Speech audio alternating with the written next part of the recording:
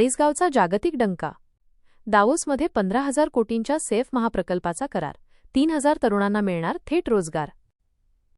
आमदार मंगेश चव्हाणांचा मास्टरस्ट्रोक. चाळीसगाव प्रतिनिधी. महाराष्ट्राच्या औद्योगिक इतिहासातील एक सुवर्णक्षण स्वित्झर्लंडमधील दावोस येथे पार पडला.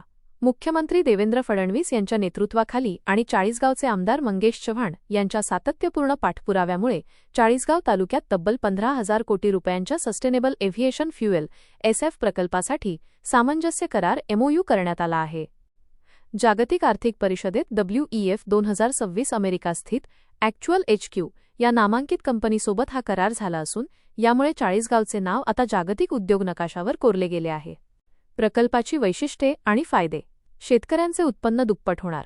ऊसपाचट, कापूस काड, सोयाबीन भुसा आणि मका यांसारख्या शेतीतील टाकाऊ अवशेषांपासून विमानाचे हरित इंधन तयार केले जाईल.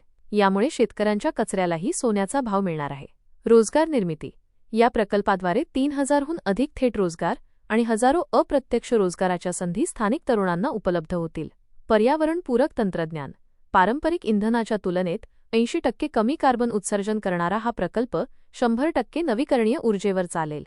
जागतिक गुंतवणूक. ॲक्च्युअल HQ, सेंक्ला रिन्युएबल्स आणि SCUBE इन्फ्रा यांच्या संयुक्त विद्यमाने 2,000 एकरच्या सस्टेनेबल इंडस्ट्रियल झोनमध्ये हा प्रकल्प उभारला जाईल. आजचा दिवस चाळीसगावसाठी ऐतिहासिक आहे.